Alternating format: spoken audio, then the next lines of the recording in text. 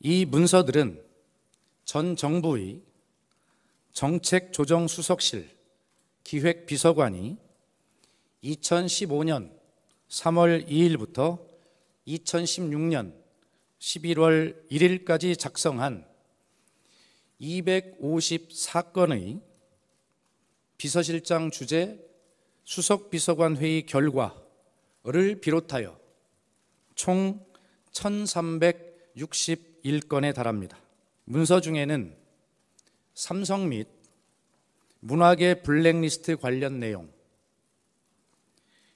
현안 관련 언론 활용 방안 등이 포함되어 있고, 위안부 합의, 세월호, 국정교과서 추진, 선거 등과 관련하여 적법하지 않은 지시사항이 포함되어 있어.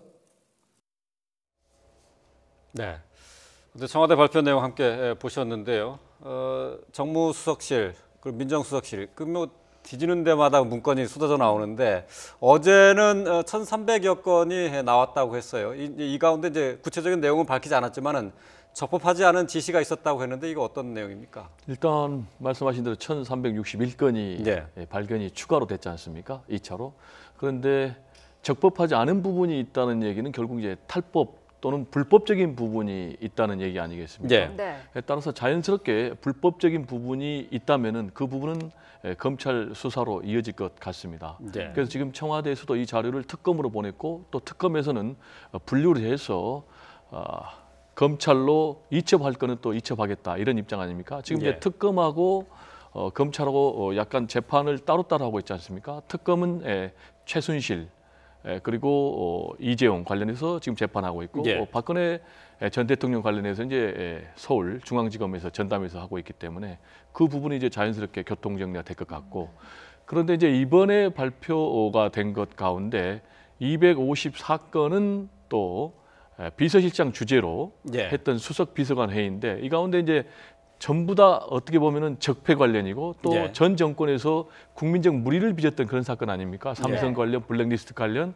또 뭐 세월호 관련, 또 국정교과서 관련, 또 여기에 충격적인 것은 관련 현안에 대해서 언론을 활용하는 방안에 대해서도 있다고. 그러니까 이 부분은 자연스럽게 앞으로 수사 과정에서 언론 장악, 음모 이런 부분도 또 수사가 확대될 가능성이 있고요. 특히 이제 우병우 전 민정수석 같은 경우에 이 기간 동안에 민정비서관 또 그리고 수석으로 했는데, 특히 이제 세월호 외압 관련해서는 검찰의 외압을 행사한 그런 흔적이 있기 때문에 자연스럽게 우병우 전 민정수석에 대해서 재수사가 이어질 가능성이 높다고 보여집니다. 네. 말씀하신 것처럼 새로운 수사가 시작될 것이냐, 아니면은 진행 중인 재판에도 어느 정도 영향을 미칠 것이냐가 관심인데, 이들 문건이 증거 능력을 갖추기 위해서는 누가 또 언제 작성했는지를 확인을 해야 되지 않습니까? 네, 그렇죠. 그런데 이제 방금 말씀하신 것처럼 이제 적법하지 않는 지시 사항이 있다, 이 의미를 우리가 좀 들여봐야 할 것 같아요. 왜냐하면 이거 자체는 사실은 수사의 대상이 되느냐 안 되느냐 굉장히 관계가 깊거든요. 그래서 제가 볼 때 이제 적법하지 않은 지시 사항이란 것은 만약에 위안부 합의나 세월호와 관련된 문제라고 한다면 그래서 아마 정부의 비우호적인, 당시 뭐 세월호와 관련해서 굉장히 문제가 많지 않았습니까? 그래서 비우호적인 언론이나 아니면 시민단체 또 아니면 비우호적인 어떤 애술인 단체, 그런 거에 대해서 어떤 방식으로 처리할 것인지, 그리고 정부의 우호적인 어떤 보수단체에 대해서는 어떤 식으로 지원을 해서 정부에게 유리한 상황을 만들 것인지, 이 부분을 사실은 블랙리스트랄지 여러 가지 이제 유법적인 요소와 관계가 있어요. 그래서 더군다나 위안부 합의에 대해서도 굉장히 문제가 많았기 때문에 이 부분에서 찬반 양론이 갈리면서 정부에 대해서 굉장히 적대적인 행위를 한다고 청와대 쪽에 생각하는 사람들에 대해서 어떤 일종의 어떤 인권 탄압이나 뭐 그런 것이 있을 수 있다는 거죠. 그래서 그런 부분들이 수사 대상이 될 가능성이 큰데, 지난번 300건이 발견된 것과 이번에 이제 1,361건, 그중에서 254건에 대해서는 어느 정도 이제 분석을 마쳤지 않습니까? 그래서 지난번 문건과 이번 문건은 좀 다른 점이 있어요. 지난번 문건은 주로 자필, 수기 형식이었잖아요.